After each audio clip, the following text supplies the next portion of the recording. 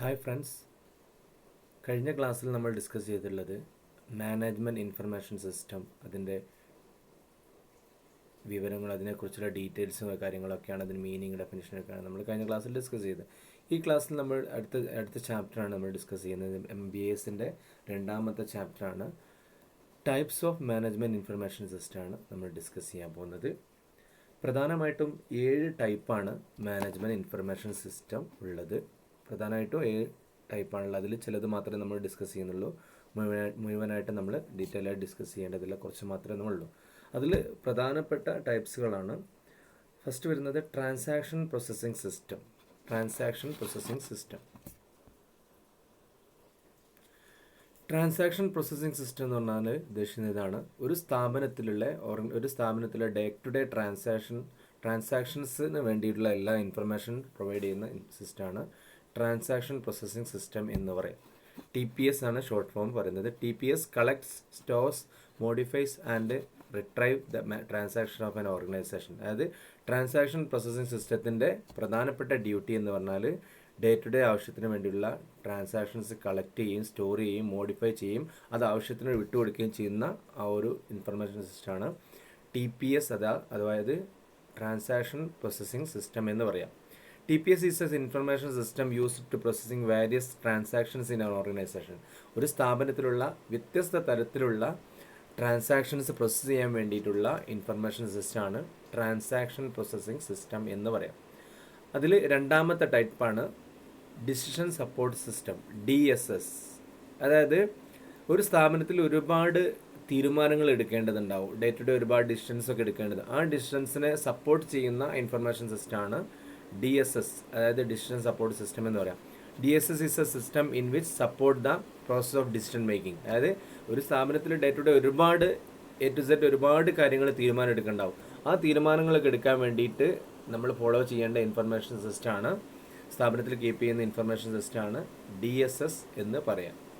മൂന്നാമത്താണ് executive support system, ESS എന്ന് പറയുന്നത്.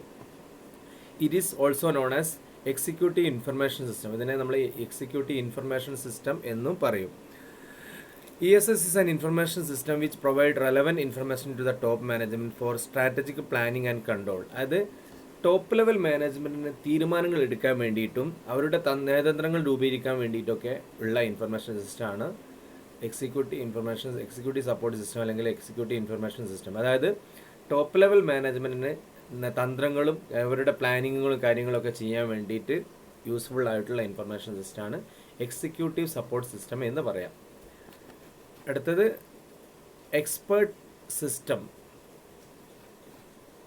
അതായത് എക്സ്പേർട്ട് സിസ്റ്റം എന്ന് പറഞ്ഞാൽ ഉദ്ദേശിക്കുന്നത്, നമുക്കറിയാം, എക്സ്പേർട്ട് എന്ന് പറഞ്ഞാൽ തന്നെ നമ്മൾ എന്തെങ്കിലും പ്രോബ്ലംസിനൊക്കെ സൊല്യൂഷൻ കാണാൻ വേണ്ടിയിട്ടുള്ള ഇൻഫർമേഷൻ സിസ്റ്റമാണ് എക്സ്പേർട്ട് സിസ്റ്റം എന്ന് പറയാം. It is a knowledge based information system which guides the users to find solution to problem. അതായത് സ്ഥാപനത്തിലുള്ള യൂസേഴ്സിന്, അതായത് സ്ഥാപനത്തിലുള്ള മാനേജേഴ്സിനും അതിലുള്ള സ്റ്റാഫിനൊക്കെ എന്തെങ്കിലും അവരുടെ ഡേ ടു ഡേ ആക്ടിവിറ്റീസിന് എന്തെങ്കിലും പ്രോബ്ലംസ് ഉണ്ടെങ്കിൽ അതിനൊക്കെ സൊല്യൂഷൻ കാണാൻ വേണ്ടിയിട്ടുള്ള ഇൻഫർമേഷൻ സിസ്റ്റമാണ് എക്സ്പേർട്ട് സിസ്റ്റം എന്ന് പറയുന്നത്. അടുത്ത ടൈപ്പാണ് മാനേജ്മെൻറ്റ് ഇൻഫർമേഷൻ സിസ്റ്റം എന്ന് പറയുന്നത്. അതായത് MIS, മാനേജ്മെൻറ്റ് ഇൻഫർമേഷൻ സിസ്റ്റത്തിനെ കുറിച്ച് നമ്മൾ കാര്യമായിട്ട് ഡിസ്കസ് ചെയ്തിട്ടുള്ളത്.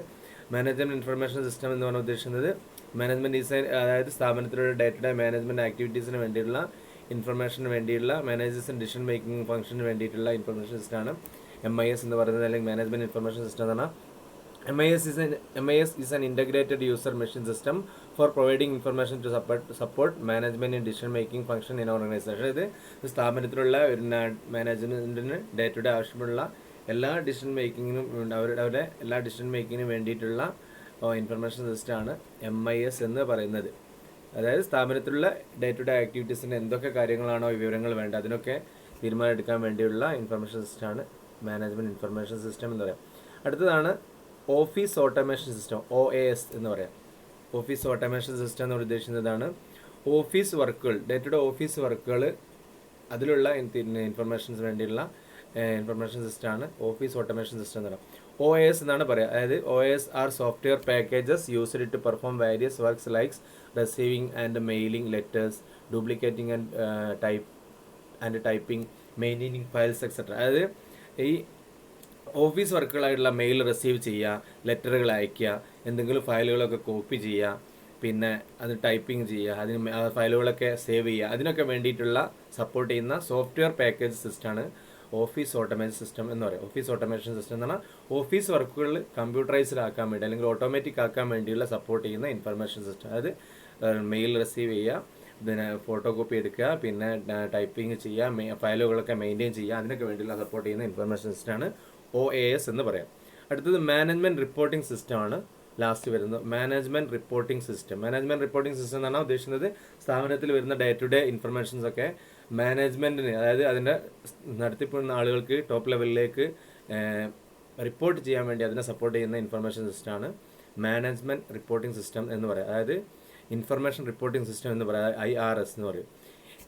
IRS is a system which provide various reports on request or periodically to the management for the purpose of solving problem or decision making. അതായത് എന്തെങ്കിലും തീരുമാനം എടുക്കാൻ വേണ്ടിയിട്ടോ അല്ലെങ്കിൽ ആ മാനേജ്മെൻറ്റ് ആവശ്യപ്പെടുന്ന സമയത്തോ അവർക്ക് വേണ്ടിയുള്ള അവർ റിക്വസ്റ്റ് ചെയ്യുന്ന സമയത്ത് അവർക്ക് വേണ്ടിയുള്ള ഇൻഫർമേഷൻസ് ഒക്കെ പ്രൊവൈഡ് ചെയ്യാൻ വേണ്ടി സപ്പോർട്ട് ചെയ്യുന്ന ഇൻഫർമേഷൻ സിസ്റ്റമാണ് മാനേജ്മെൻറ്റ് റിപ്പോർട്ടിംഗ് സിസ്റ്റം എന്ന് പറയുന്നത്. അപ്പോൾ ഇത്രയാണ് പ്രധാനമായിട്ടുള്ള ടൈപ്സ് ഓഫ് ഇൻഫർമേഷൻ സിസ്റ്റം എന്ന് പറയുന്നത്. അടുത്തത് നമ്മൾ ഡിസ്കസ് ചെയ്യാൻ പോകുന്നത് ട്രാൻസാക്ഷൻ. അതിൽ ഇപ്പോൾ പറഞ്ഞ ടൈപ്പിൽ പ്രധാനപ്പെട്ട നമ്മൾ അതിൽ ഓരോന്നായിട്ട് ഡിസ്കസ് ചെയ്യാണ് ചെയ്യുന്നത്, പ്രധാനപ്പെട്ടത് മാത്രം. അതിൽ ഫസ്റ്റ് വരുന്നതാണ് ട്രാൻസാക്ഷൻ പ്രോസസ്സിംഗ് സിസ്റ്റം, TPS എന്ന് പറയും. നമ്മൾ പറഞ്ഞു TPS എന്ന് പറഞ്ഞ ഒരു സ്ഥാപനത്തിലുള്ള day to day transactions maintain ചെയ്യാൻ വേണ്ടിയുള്ള ഇൻഫർമേഷൻ സിസ്റ്റമാണ് TPS എന്ന് പറയാം. TPS ആണ് transaction processing system are computerised system that perform and record the daily routine transaction necessary to conduct the business. അതായത് transaction processing system are computerised system that perform and record the daily routine transaction necessary to control the conduct the business. അതായത് ഒരു സ്ഥാപനത്തിൽ ഒരു business സ്ഥാപനം conduct ചെയ്യാൻ വേണ്ടിയിട്ടുള്ള day to day അല്ലെങ്കിൽ daily ഉള്ള പതിവായിട്ടുള്ള ട്രാൻസാക്ഷൻസ് മെയിൻറ്റെയിൻ ചെയ്യാൻ വേണ്ടിയുള്ള കമ്പ്യൂട്ടറൈസ്ഡ് ഇൻഫർമേഷൻ സിസ്റ്റമാണ് ട്രാൻസാക്ഷൻ പ്രോസസ്സിംഗ് സിസ്റ്റം എന്ന് പറയാം. അതായത് സ്ഥാപനത്തിലുള്ള day to day activities maintain ചെയ്യാൻ വേണ്ടി ട്രാൻസാക്ഷൻ മെയിൻറ്റെയിൻ ചെയ്യാൻ വേണ്ടിയിട്ടുള്ള കമ്പ്യൂട്ടറൈസ്ഡ് ഇൻഫർമേഷൻ സിസ്റ്റമാണ് TPS, അതായത് ട്രാൻസാക്ഷൻ പ്രോസസ്സിംഗ് സിസ്റ്റം എന്ന് പറയാം. അതിന് ലൗഡൻ എന്ന് പറഞ്ഞ ആളുകൾ സിമ്പിളായിട്ടുള്ള ഡെഫിനേഷൻ നൽകിയിട്ടുണ്ട്. Laudon defines transaction processing system TPS അവർ ഡെഫിനേഷൻ ഡിഫൈൻ ചെയ്തിട്ടുള്ള transaction processing system are computerised system that perform and record the daily routine transaction necessary to conduct the business. ഇത് തന്നെയാണ് മീനിങ് തന്നെയാണ് അതിലുള്ള ഡെഫിനേഷൻ വരുന്നത്. അത് അവരുടെ അഭിപ്രായത്തിൽ TPS എന്ന് പറഞ്ഞു കഴിഞ്ഞാൽ ഒരു ബിസിനസ് സ്ഥാപനത്തിൻ്റെ day to day activities conduct ചെയ്യാൻ വേണ്ടിയിട്ടുള്ള കമ്പ്യൂട്ടറൈസ്ഡ് ഇൻഫർമേഷൻ സിസ്റ്റമാണ് TPS എന്ന് പറയുന്നത്. ഓക്കെ, ഇനി അതിൻ്റെ ഫീച്ചേഴ്സ് ഓഫ് TPS ആണ്, അതായത് ട്രാൻസാക്ഷൻ പ്രോസസ്സിംഗ് സിസ്റ്റത്തിൻ്റെ ഫീച്ചേഴ്സ് ആണ്. അതായത് ഒന്ന് ഫസ്റ്റ് വരുന്നതാണ് റാപ്പിഡ് പ്രോസസ്സിംഗ് എന്നാണ്. റാപ്പിഡ് പ്രോസസ്സിംഗ് എന്ന് പറഞ്ഞാൽ ഉദ്ദേശിക്കുന്നതാണ് വളരെ പെട്ടെന്ന് തന്നെ ഡാറ്റകൾ പ്രോസസ്സ് ചെയ്യാൻ വേണ്ടി. നമ്മളിപ്പോൾ ഒരു മാനുവലായി ചെയ്യുന്നതിനുള്ള അപ്പുറം കമ്പ്യൂട്ടറൈസ്ഡ് ഇൻഫർമേഷൻ സിസ്റ്റം മെയിൻറ്റെയിൻ ചെയ്യുന്ന സമയത്ത് എല്ലാ കാര്യങ്ങളും വളരെ പെട്ടെന്ന് തന്നെ മെയിൻറ്റെയിൻ ചെയ്യാൻ വേണ്ടി പ്രോസസ്സ് ചെയ്യാൻ വേണ്ടി കഴിയും. അതായത് ഒന്നിൽ നിന്ന് മറ്റൊന്നിലേക്ക് പോകാൻ വേണ്ടി വളരെ പെട്ടെന്ന് തന്നെ കഴിയും. അതായത് TPS ensure that customer data is available to the process that require. അതായത് എപ്പോഴാണോ അവർക്ക് ആവശ്യമുള്ളത് ആ സമയത്ത് തന്നെ ഡാറ്റകൾ കസ്റ്റമേഴ്സിന് പ്രൊവൈഡ് ചെയ്യാൻ വേണ്ടി കഴിയുന്നുള്ളതാണ്. റിലയബിലിറ്റിയാണ് രണ്ടാമത്തെ ഫീച്ചർ. റിലയബിലിറ്റി എന്ന് നമുക്കറിയാം. റിലയബിലിറ്റി എന്ന് പറഞ്ഞാൽ നമ്മൾ മാനുവലായിട്ട് ചെയ്യുന്നതിനെക്കാളും അല്ലെങ്കിൽ ഇങ്ങനെ ഇൻഫർമേഷൻ സിസ്റ്റമൊക്കെ മെയിൻറ്റെയിൻ ചെയ്യുന്ന ആളുകൾക്ക് വളരെ വിശ്വസനീയമാണ്. TPS is design to incorporate comprehensive safeguard and disaster recover system. അതായത് ഇങ്ങനെ നമ്മൾ ചെയ്ത് കഴിഞ്ഞാൽ എന്ത് ചെയ്യാന്ന് വെച്ചാൽ വളരെ കമ്പ്യൂട്ടറൈസ്ഡ് മെത്തേഡിൽ പ്രൊവൈഡ് ചെയ്ത് കഴിഞ്ഞാൽ നമുക്ക് എന്തെങ്കിലും നശിച്ചു പോയി കഴിഞ്ഞാൽ വീണ്ടും റിക്കവർ ചെയ്യാനുള്ള സംവിധാനമുണ്ട്. വളരെ പെട്ടെന്ന് തന്നെ കിട്ടാൻ കഴിയും. അതുകൊണ്ട് ആളുകളുടെ ഇടയിൽ കൂടുതൽ വിശ്വസനീയമായുള്ള സംവിധാനമാണ്. സ്റ്റോറേജ് കപ്പാസിറ്റിയാണ്. അതുകൊണ്ട് നമ്മളിപ്പോൾ എന്താ പറയുക, ഇത് കൂടുതൽ റിലയബിൾ ആണ്. അടുത്ത് വരുന്നതാണ് സ്റ്റാൻഡേർഡൈസേഷൻ ആണ്. അതായത് ഒരു സ്റ്റാൻഡേർഡ് രൂപത്തിലാണ് ഇതിൽ വരുന്നത്. അതായത് നമ്മളൊരു ഐഡൻറ്റിക്കൽ ആയിട്ടുള്ള ഇൻഫർമേഷൻസ് ആണ് ഇതിൽ നമ്മൾ പ്രൊവൈഡ് ചെയ്യുന്നത്. Acquire identical data for each transaction regardless of the customer. ഒരു കസ്റ്റമേഴ്സിനെ പരിഗണിക്കാതെ അല്ലെങ്കിൽ എല്ലാവർക്കും ഒരേ രൂപത്തിലുള്ള നല്ല നിലവാരമുള്ള ഡാറ്റകൾ പ്രൊവൈഡ് ചെയ്യാൻ വേണ്ടിയിട്ട് TPS സഹായിക്കുന്നതാണ്. പിന്നെ കൺട്രോൾഡ് ആക്സസ് ആണ് അടുത്ത ഫീച്ചേഴ്സ്. ആണ് കൺട്രോൾഡ് ആക്സസ് എന്നാണ്. അതായത് നമ്മൾ TPSലൂടെ ശേഖരിക്കുന്ന ഇൻഫർമേഷൻ സിസ്റ്റം കൺട്രോൾഡ് ആണ്, എല്ലാവർക്കും അത് കിട്ടില്ല. അതായത് അതിലുള്ള സ്ഥാപനത്തിലുള്ള ആരൊക്കെയാണോ അതിന് റൈറ്റ് ഉള്ളത് അവർക്ക് മാത്രമേ കിട്ടൂ, കൺട്രോൾ ചെയ്തതിന് മാത്രമേ കിട്ടൂ. അതായത് പിന്നെ അതിലുള്ള സ്ഥാപനത്തിൽ ജോലിക്കാർക്കും മാനേജേഴ്സിനും മാത്രമേ അത് കിട്ടുള്ളൂ. Access is restricted to only those employees who required their use. അതായത് ആർക്കാണോ യൂസ് ചെയ്യാൻ ആവശ്യമുള്ള അവർക്ക് മാത്രമേ എന്ത് ചെയ്യുന്നുള്ളൂ ഈ ഡാറ്റകൾ കിട്ടുള്ളൂ. അതാണ് കൺട്രോൾഡ് ആക്സസ് എന്ന് പറയുന്നത്. പിന്നെ അടുത്ത് വരുന്നതാണ് supplier of information to the system other system. അതായത് supplier of information to other system എന്നാൽ മറ്റു എല്ലാ സിസ്റ്റത്തിനും അല്ലെങ്കിൽ ഒരുപാട് ഇൻഫർമേഷൻ സിസ്റ്റം ഒക്കെ ഉണ്ടാവും, അതിലേക്കുള്ള ഇൻഫർമേഷൻസ് ഒക്കെ പ്രൊവൈഡ് ചെയ്യുന്ന ഒരു സംവിധാനം കൂടിയാണ്. ഇവർ കിട്ടുന്ന ഇൻഫർമേഷൻ സിസ്റ്റം മറ്റുള്ള എല്ലാ സിസ്റ്റത്തിലേക്കും സപ്ലൈ ചെയ്യുകയും ചെയ്യുന്നുണ്ട്. അടുത്ത് വരുന്ന ഹിസ്റ്റോറിക്കൽ ഡാറ്റയാണ്. ഹിസ്റ്റോറിക്കൽ ഡാറ്റ എന്നാണ് ഉദ്ദേശിക്കുന്നത്. ഇതിൽ നമ്മൾ ഈ TPSൽ റെക്കോർഡ് ചെയ്യുന്ന ഡാറ്റകളൊക്കെ ഹിസ്റ്റോറിക്കലാണ്, കഴിഞ്ഞു പോയ ഡാറ്റകൾ മാത്രമേ ശേഖരിക്കുന്നുള്ളൂ. അതായത് producers information on the historical base, അതായത് ട്രാൻസാക്ഷൻസ് ഓൾറെഡി പ്ലേസ്, അതായത് മുൻപേ നമ്മൾ നടന്നു പോയുള്ള ഇൻഫർമേഷൻ മാത്രമേ ഇത് ഇന്ത്യയിൽ റെക്കോർഡ് ചെയ്യുള്ളൂ. അതാണ് ഹിസ്റ്റോറിക്കൽ ഡാറ്റ എന്ന് പറയുന്നത്. It record only historical data. Link with external environment, അതായത് നമ്മൾ പറയാം സ്ഥാപനത്തിനുള്ള TPS ട്രാൻസാക്ഷൻ പ്രോസസ്സിംഗ് സിസ്റ്റം എന്താണ് പുറത്തുള്ള ആളുകളായിട്ടും ലിങ്ക് ചെയ്യാറുണ്ട്. എന്ന് പറഞ്ഞാൽ നമ്മൾ ആർക്കൊക്കെയാണ് അതിന് വേണ്ടത്, distribute information to its customers and supplies. അത് TPSലെ ഇൻഫർമേഷൻ എന്താണ് കസ്റ്റമേഴ്സിനും സപ്ലയേഴ്സിനും മറ്റുള്ള ഔട്ട്സൈഡേഴ്സിനൊക്കെ പ്രൊവൈഡ് ചെയ്യുന്ന ഒരു സംവിധാനം കൂടിയാണ്. അതാണ് ലിങ്ക്. അതിൽ നമ്മൾ എല്ലാം ഒന്നുമില്ല, അതിൽ ആവശ്യമുള്ള ആളുകൾക്ക് എന്ത് ചെയ്യാണ്, കസ്റ്റമേഴ്സിനൊക്കെ എന്തെങ്കിലും ഇൻഫർമേഷൻ കൊടുക്കേണ്ട ആവശ്യമുണ്ടെങ്കിൽ അവർക്കൊക്കെ ആയിട്ട് കണക്ട് ചെയ്യാൻ വേണ്ടി ഈ TPS സഹായിക്കുന്നുള്ളതാണ്. അടുത്ത് ലാസ്റ്റ് വരുന്നത് provide information to other functional subsystem. അതായത് ഈ TPSലൂടെ നമ്മൾ കളക്ട് ചെയ്യുന്ന ഇൻഫർമേഷൻ സിസ്റ്റം എന്താണ് പ്രൊഡക്ഷൻ്റെ അല്ലെങ്കിൽ സ്ഥാപനത്തിൻ്റെ മറ്റു സബ് സിസ്റ്റത്തിൽ, അതായത് നമ്മളൊരു ഓർഗനൈസേഷനിൽ ഒരുപാട് സബ് സിസ്റ്റംസ് ഉണ്ടാവും, productions, marketing, finance, human resource, അങ്ങനെ ഇവർക്കൊക്കെ വേണ്ടിയിട്ടുള്ള എല്ലാ സബ് സിസ്റ്റത്തിനും കൂടി TPSലൂടെ കിട്ടുന്ന ഇൻഫർമേഷൻ പ്രൊവൈഡ് ചെയ്യാറുണ്ട്. ഇത്രയാണ് ഫീച്ചേഴ്സ് ഓഫ് TPS എന്ന് പറയുക. Rapid processing, reliability, standardisation, controlled access, supplier of information to other subsystem, historical data, link with the external environment, provide information to other functional subsystem.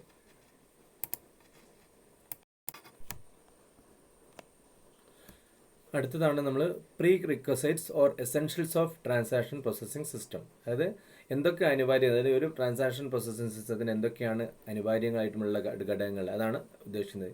എങ്ങനെ ആയിരിക്കണം അതിൻ്റെ essentials, അതാണ് prerequisites for essentials of TPS എന്ന് പറയാം. അതിൽ പ്രധാനമായിട്ട് 4 ഉള്ളത്. അതിൽ ഫസ്റ്റ് വരുന്നതാണ് അറ്റോമിസിറ്റി. അറ്റോമിസിറ്റി എന്ന് ഉദ്ദേശിക്കുന്നതാണ് it means transaction is either completed in full or not at all.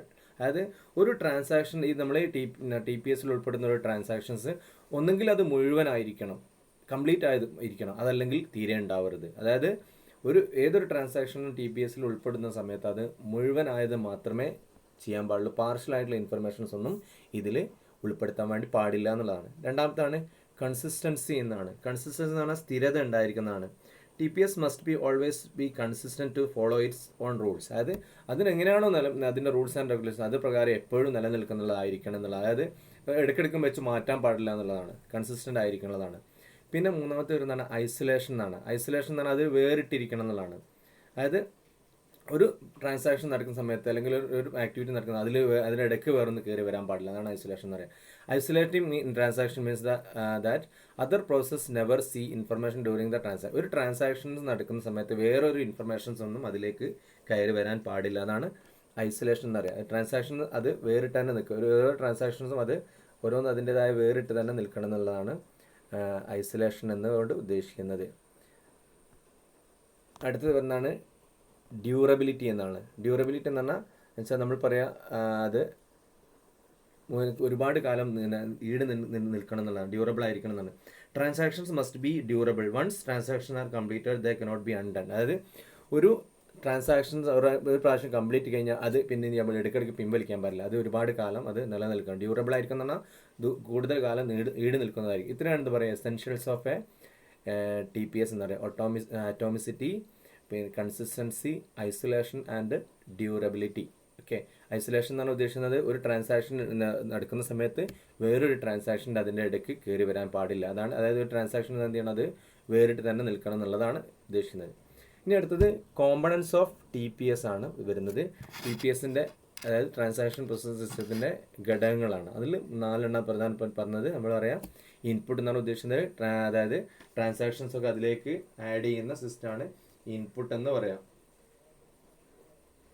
അതായത് ട്രാൻസാക്ഷന് വേണ്ടിയുള്ള അതിൻ്റെ ഇൻപുട്ടുകൾ ക്യാപ്ചർ ചെയ്യുക, അത് ആഡ് ചെയ്യുക, അതൊക്കെയാണ് എന്താ പറയുക ഇൻപുട്ട് എന്ന് പറയുക. പ്രോസസ്സിംഗ് എന്ന് പറഞ്ഞാൽ ഉദ്ദേശിക്കുന്നത് ട്രാൻസാക്ഷൻ ഒരു പ്രാവശ്യം നമ്മൾ ഇൻപുട്ട് നമ്മൾ ആക്സെപ്റ്റ് ചെയ്ത് കഴിഞ്ഞാൽ അതിൻ്റെ ഫർദർ അതിൻ്റെ രൂപത്തിലേക്ക് ഫയൽ രൂപത്തിലേക്ക് മാറ്റുക, അതിന് PDF മാറ്റുക, അതാണ് പ്രോസസ്സിംഗ് എന്ന് പറയുക. സ്റ്റോറേജ് എന്നാണ് ഉദ്ദേശിക്കുന്നത് കമ്പ്യൂട്ടർ സിസ്റ്റത്തിൽ അത് എന്ത് ചെയ്യാണ് നമ്മൾ എവിടെയാണ് അത് സ്റ്റോർ ചെയ്യേണ്ടത് അതിൻ്റെ രൂപത്തിൽ അതിൻ്റെ കമ്പ്യൂട്ടർ ഹാർഡ് ഡിസ്കിലേക്ക് അത് എത്തിച്ചു കൊടുക്കുക, അല്ലെങ്കിൽ സ്റ്റോർ ചെയ്യുക, സേവ് ചെയ്ത് വെക്കുക, ഫർദർ ആവശ്യത്തിന് വേണ്ടി സേവ് വയ്ക്കാനുള്ള സ്റ്റോറേജ് എന്ന് പറയാം.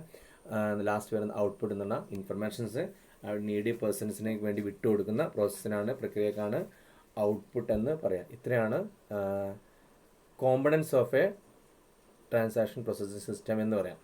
ഇനി അടുത്ത് sub system of TPS. Sub systems of TPS എന്ന് പറഞ്ഞാൽ ഒരു ട്രാൻസാക്ഷൻ പ്രോസസ്സിംഗ് സിസ്റ്റത്തിൻ്റെ സബ് സിസ്റ്റംസ്, അതായത് അതിൻ്റെ കീഴിൽ വരുന്ന മറ്റു കമ്പ്യൂട്ടറൈസ്ഡ് സിസ്റ്റമാണ് sub systems of A TPS എന്ന് പറയാം. അതിൽ ഫസ്റ്റ് വരുന്നതാണ് മാനുഫാക്ചറിങ് ആൻഡ് പ്രൊഡക്ഷൻ സിസ്റ്റം. അതായത് നമ്മളൊരു സ്ഥാപനത്തിലെ പ്രൊഡക്ഷനും മാനുഫാക്ചറിങ് നിർമ്മാണവുമായി ബന്ധപ്പെട്ട അല്ലെങ്കിൽ അതിന് ഉൽപ്പാദനവുമായി ബന്ധപ്പെട്ടുള്ള ഇൻഫർമേഷൻ സിസ്റ്റമാണ് മാനുഫാക്ചറിങ് ആൻഡ് പ്രൊഡക്ഷൻ സിസ്റ്റം. ഈ ഇൻഫർമേഷൻ സിസ്റ്റത്തിൽ അതിൻ്റെ പ്രൊഡക്ഷനുമായി ബന്ധപ്പെട്ട അല്ലെങ്കിൽ മാനുഫാക്ചറിങ് സിസ്റ്റവുമായി ബന്ധപ്പെട്ട ഇൻഫർമേഷൻസും മാത്രമേ കീപ്പ് ചെയ്യുള്ളൂ, വേറെ ഒന്നും അതിൽ ഉൾപ്പെടുത്താറില്ല. അതാണ് manufacturing and production sub system എന്ന് പറയാം. അടുത്ത വരുന്നതാണ് സെയിൽസ് ആൻഡ് മാർക്കറ്റിംഗ് സിസ്റ്റം. അതായത് സെയിൽസും മാർക്കറ്റിങ്ങുമായി അതുമായി ബന്ധപ്പെട്ട മാത്രം information system, day to day activities maintain ചെയ്യുന്ന ഇൻഫർമേഷൻ സിസ്റ്റമാണ് സെയിൽസ് ആൻഡ് മാർക്കറ്റിംഗ് സിസ്റ്റം എന്ന് പറയാം. അടുത്ത് ഫിനാൻസ് ആൻഡ് അക്കൗണ്ടിങ് സിസ്റ്റം. അതായത് ഒരു സ്ഥാപനത്തിലെ ഡേ ടു ഡേ ആക്ടിവിറ്റീസിൻ്റെ ഫിനാൻസും അക്കൗണ്ടിങ് അതുമായി ബന്ധപ്പെട്ട ഇൻഫർമേഷൻസ് മാത്രം കീപ്പ് ചെയ്യുന്ന ഇൻഫർമേഷൻ സിസ്റ്റമാണ് ഫിനാൻസ് ആൻഡ് അക്കൗണ്ടിങ് സിസ്റ്റം എന്ന് പറയാം.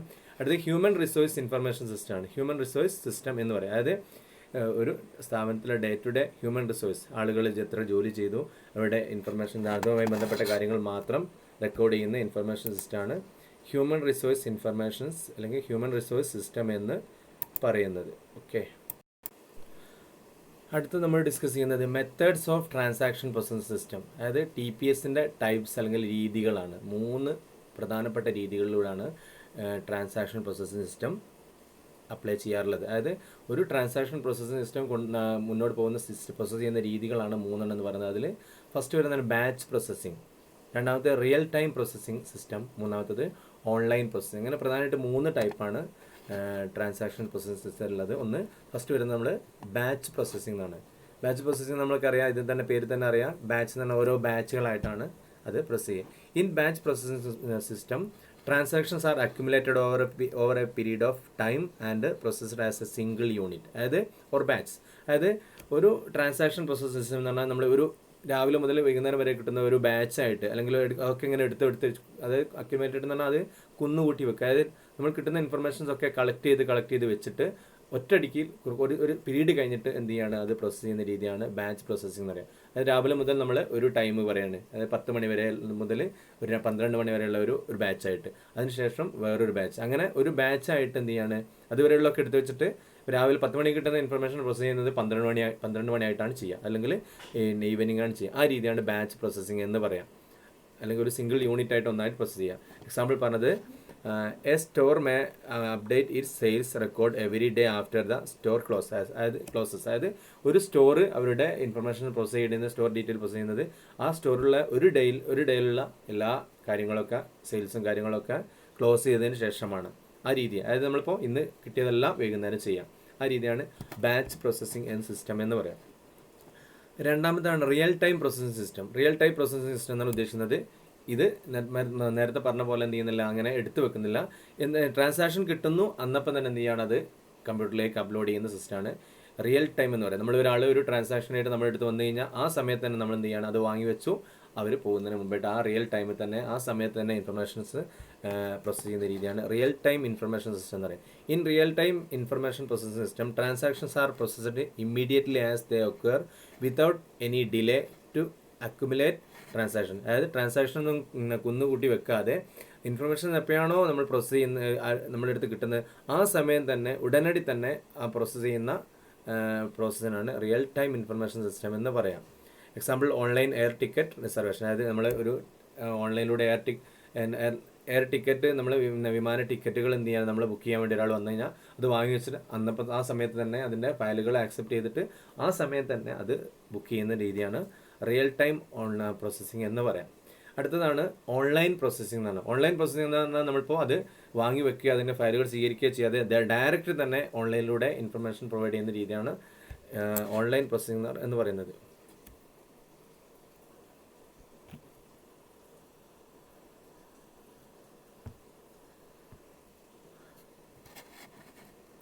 Online processing is the ongoing entry of transaction into a computer system in a real time. അതായത് റിയൽ ടൈം തന്നെ നമ്മൾ ആ ഡയറക്റ്റ് തന്നെ കമ്പ്യൂട്ടറിലേക്ക് ഇൻ്റർനെറ്റിലേക്ക് ആഡ് ചെയ്യുന്ന പ്രോസസ്സിനാണ് ഓൺലൈൻ പ്രോസസ്സിംഗ് എന്ന് പറയുന്നത്. The opposite of this system is batch processing. അതായത് ബാച്ച് പ്രോസസ്സിംഗ് സിസ്റ്റത്തിൻ്റെ ഓപ്പോസിറ്റ്, അതായത് എടുത്തു വെക്കാതെ നേരിട്ട് തന്നെ എന്ത് ചെയ്യാണ് ഓൺലൈനിലേക്ക് പ്രോസസ് ചെയ്യുന്ന രീതിയാണ്. ഇത്രയാണ് methods of transaction processing system എന്ന് പറയുന്നത്. Batch processing, real time processing and online processing.